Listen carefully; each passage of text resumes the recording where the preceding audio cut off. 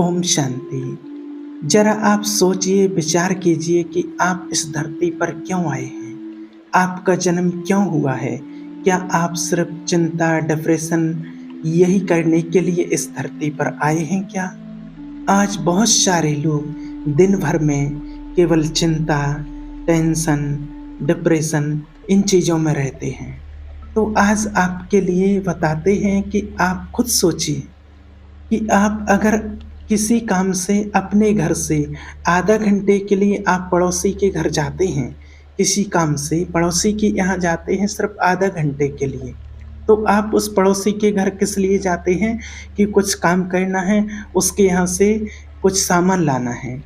तो क्या आप उस पड़ोसी के घर जाकर के या उसके पहले रुक कर के आप कहीं चिंता करके किसी बात को लेकर के या बैठ कर के और वापस आ जाते हैं क्या ऐसे ही? और जिस काम से गए थे वो काम नहीं करते हैं, वो वस्तु लेने जो गए थे वो नहीं लाते हैं क्या? ऐसा करते हैं? नहीं ना।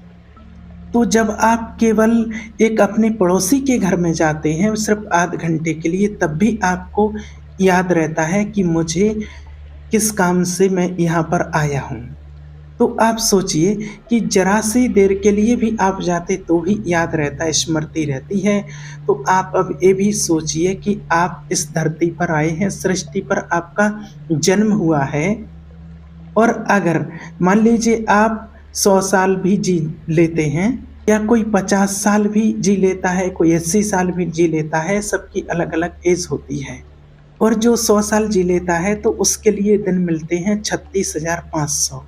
तो अब सोचिए, क्या आपको लगता है कि ये जो 36,500 दिन मिले हैं, इसमें क्या आपको सुबह उठना है, सुबह उठ कर के नेगेटिव सोचना है, उठते ही साथ नेगेटिव सोचना है, चिंता करनी है, टेंशन लेनी है, किसने क्या कहा था, किसने मेरी इंसल्ट की, किसने मुझसे क्या बोला, क्या सिर्फ यही करना है?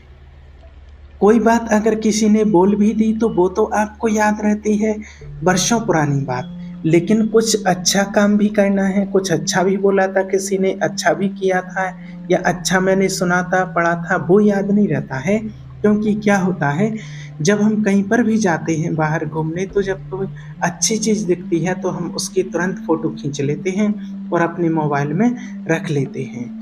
तो और जब किसी ने हमसे कोई बुरा शब्द, अशब्द, इंसल्ट की हो, बुरा बोला हो, तो वो बात हम अपने दिमाग में रख लेते हैं। तो अच्छी चीज़ कहाँ रख ली? मोबाइल में। और बुरी चीज़ कहाँ रख ली? हमने अपने दिमाग में। और हम वही चीज़ लेकर के बार-बार उसका चिंतन करते रहते हैं और टेंशन लेते रहते हैं। छोटी-छोटी बातों पर चिंता करना, तो हमारा यही दिनचर्या बन जाता है, छोटी-छोटी बातों पर चिंता करना। रात हो गई, फिर रात को खाना खाना, खाना खाते वक़्त भी कई लोगों को खाना खाने के बाद बिस्तर पे लेटना, चिंता करते-करते सो जाना, फिर सुबह उठना है और फिर वही चिंता करना फिर शुरू कर देना है। इसलिए तो ये जन्म हमारा नहीं हुआ होगा ना। देखिए, वास्तविकता तो ये है कि आप जब इस सृष्टि पर आए हैं, आपका जन्म हुआ, तो कुछ ना कुछ लक्ष्य मिलता है, उस लक्ष्य लेकर के आप आए हैं। जैसे भी हम आते हैं इस सृष्टि पर, क्योंकि अपनी मर्जी से तो नहीं आते हैं। अगर अपनी मर्जी से आते तो हम कहीं भी बोल देते कि भाई हमारा जन्म वहाँ हो जाए, अंबानी परिवार में हो जाए या कहीं भी हो जाए, और कोई टेंशन नहीं रहेगी, टेंशन फ्री। अब हम अपनी मर्जी से नहीं आए हैं और अपनी मर्जी से जाएँगे भी नहीं। हमारे जो कर्म थे, पूर्व में हमने जो कर्म किए थे, उस कर्म के अनुसार ही हमारा जन्म हुआ है। और यहाँ जो हम कर्म कर रहे हैं, तो यहाँ पर जो कर्म करके हम जाएँगे, तो उसी कर्म के अनुसार हमारा अगली जगह जन्म होगा। तो हमें एक समय मिला है और इतने समय में हमें ये कार्य करना है। ये तो माना हमें नहीं पता होता है कि कब तक रुकना है और कब चले जाना है। लेकिन समझो कि एक हम नौकरी में हैं, एक जैसे किसी के यहाँ हम जॉब कर रहे हैं, और अगर वो समय जो हमें समय मिला हुआ है, जो मूल्यवान समय हमें मिला हुआ है, और परमात्मा पर अगर हमारा भरोसा नहीं है, हमारे कर्म में अपना भरोसा नहीं है, और जो हमें इस संगम के अमूल्य क्षण मिले हुए हैं, जो हमें सुंदर समय मिलता है और ये सुंदर जीवन मिलता है, और उस समय को केवल हम चिंता, टेंशन में ही निकाल देंगे, तो हमारा क्या होगा? देखिए, आप खुद समझिए कि मनुष्य जीवन का जो हमें मनुष्य का जीवन मिला है, जन्म जो हमारा हुआ है, सिर्फ़ हमारा लक्ष्य इतना ही नहीं होता है कि हमारा जन्म हुआ, हम बड़े हुए, हम पढ़ लिख गए, हमने जॉब किया, नौकरी की या कोई अच्छा धंधा किया, बस शादी की, बच्चे किए, बच्चे पैदा हो गए, बड़ा किया उनको, पालन-पोषण किया, उनका लालन-पालन करके उनको अपनी ज़िम्मेवारियाँ सौंपी और ज़िम्मेवारियाँ सौंप करके और आखिरी में चले गए। क्या यही हमारा काम है? इतना सा ही हमारा लक्ष्य है क्या जीवन का? यही उद्देश्य है? नहीं। देखिए, इतना सा काम तो एक चिड़िया भी कर लेती है। एक छोटा-सा पंछी रहती है चिड़िया, और वो भी इतना सा कार्य कर लेती है। वो अपने बच्चों को जन्म देती है, बच्चों को दाना चुगना सिखा देती है, उड़ना सिखा देती है, और उड़ने के बाद सब कुछ वो सिखा करके और जब अंत में जाती है तो उन बच्चों को घोंसला सौंप करके और चली जाती है। अब वही चीज़, वही काम चिड़िया ने किया और वही काम हम मनुष्य होकर के कर रहे हैं, तो इसमें कौन-सी बड़ी बात है कि हमने क्या कर लिया? लेकिन अपने लक्ष्य को पहचानिए, अपनी वैल्यू को समझिए कि वास्तव में हमारा जन्म किस उद्देश्य से हुआ है। हमारा जन्म तो कुछ और करने के लिए हुआ है, जो हम समझ नहीं पा रहे हैं, जो हम कहीं न कहीं मिस कर रहे हैं। मैं यहाँ पर क्यों आया हूँ, ये समझ नहीं पा रहे हैं। मेरा जन्म सिर्फ़ इसलिए भी नहीं हुआ है कि मैं खाऊँ, पीऊँ और सो जाऊँ, इसी में मस्त रहूँ। क्योंकि अगर ये दिन मुझे दिए गए हैं गिनती के, तो इसके पीछे कुछ न कुछ राज़ है, और वो राज़ अगर आपको समझ में आ जाए, अगर आप अध्यात्म की ओर जाएँगे, परमात्मा को पहचानेंगे, ईश्वरीय ज्ञान अपने जीवन में लाएँगे, तब आपको अपने जीवन का उद्देश्य समझ में आएगा। हम सिर्फ यहाँ पर पूर्व जन्म के कर्मों को भोगने के लिए नहीं आए हैं कि जो पूर्व में कर्म किए हैं तो बस उसको भोग रहे हैं। कई लोग कहते हैं कष्ट मिलता है, क्या करें, चिंता है, भोग रहे हैं, कट रही है ज़िंदगी, जीवन कट रहा है। सिर्फ इसके लिए नहीं आए हैं। हमारा जो जन्म हुआ है कि पूर्व के तो भोग ही रहे हैं, लेकिन हम कुछ और अच्छा करके, नए पुण्य कर्म करके और आगे के लिए हम अपना जीवन श्रेष्ठ बना सकते हैं।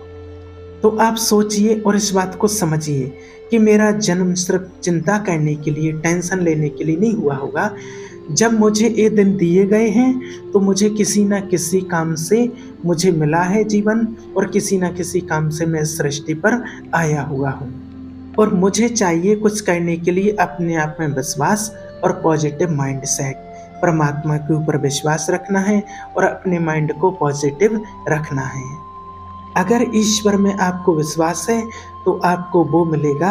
आप कर्म कीजिए, आपको वो मिलेगा जो आप चाहते हैं। आपको चिंता और टेंशन लेने की ज़रूरत नहीं है। कहा जाता है अजगर करे ना चाकरी, पंछी करे ना काम, दास मलूका कह गए सबके दाता राम। आपने सुना ही होगा, अजगर जो होता है वो पड़ा रहता है, वो कहीं जाता नहीं है, चल फिर नहीं सकता है, लेकिन जो उसका खाना होता है वो सुबह शाम का वो उसके पास में पहुंच जाता है। और जो पंछी होता है, जो पक्षी होता है, वो कभी कोई काम नहीं करता है। आपने देखा होगा कि कभी वो पंछी कभी कोई काम नहीं करता है, लेकिन आपने देखा होगा कि वो कभी भूखा नहीं सोता है। तो दास मलूका कह गए कि सबके दाता राम। तो आपको विश्वास करना चाहिए कि जो भी आपकी समस्या है वो ठीक हो जाएगी, और मैं जिस काम से आया हूँ वो भी करवा लेंगे।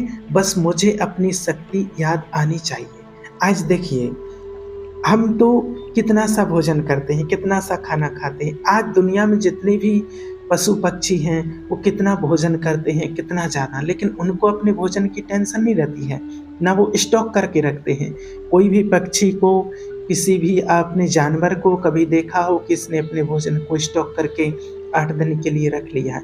कभी नहीं। और कोई चिंता भी नहीं, और वो कोई काम भी नहीं करते हैं, मेहनत भी नहीं करते हैं, फिर भी उनको भोजन मिल जाता है।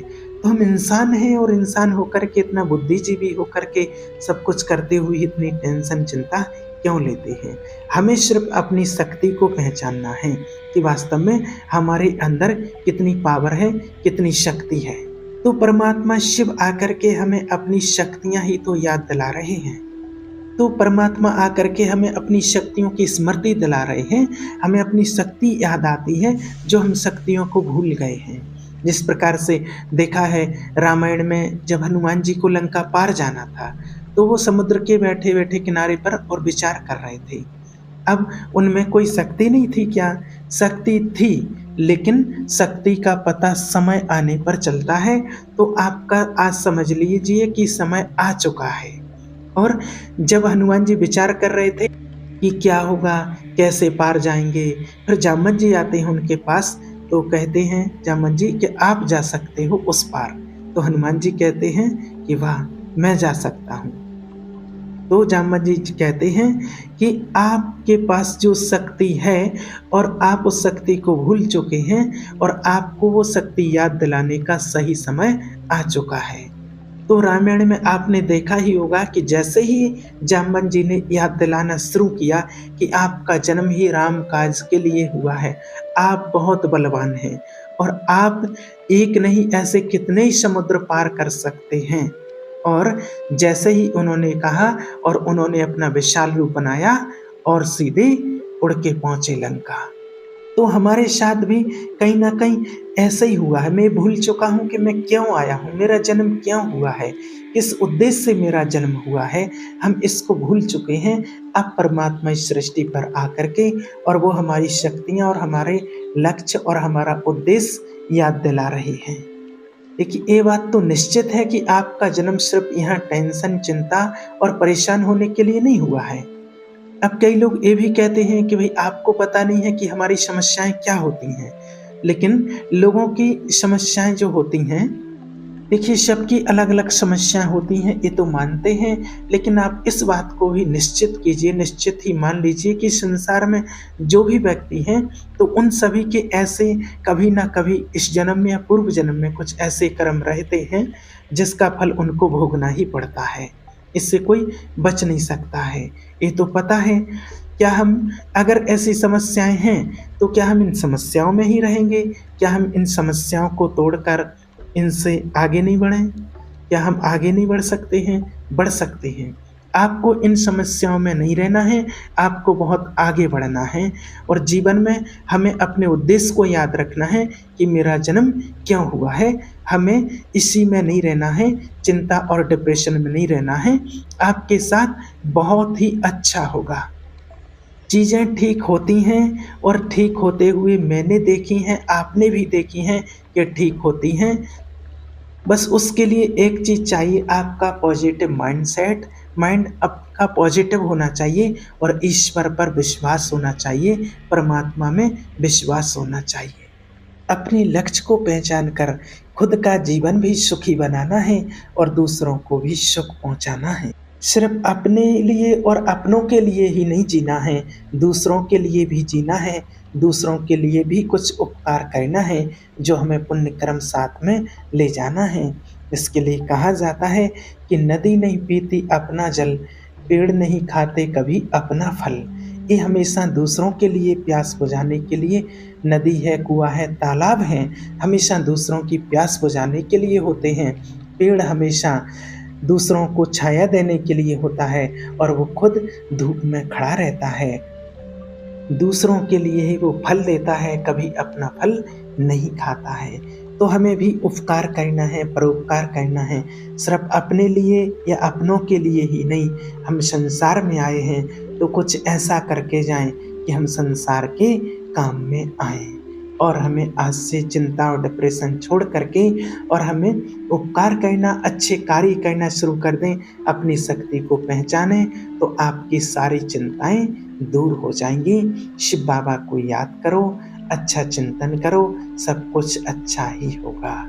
ओम शांति।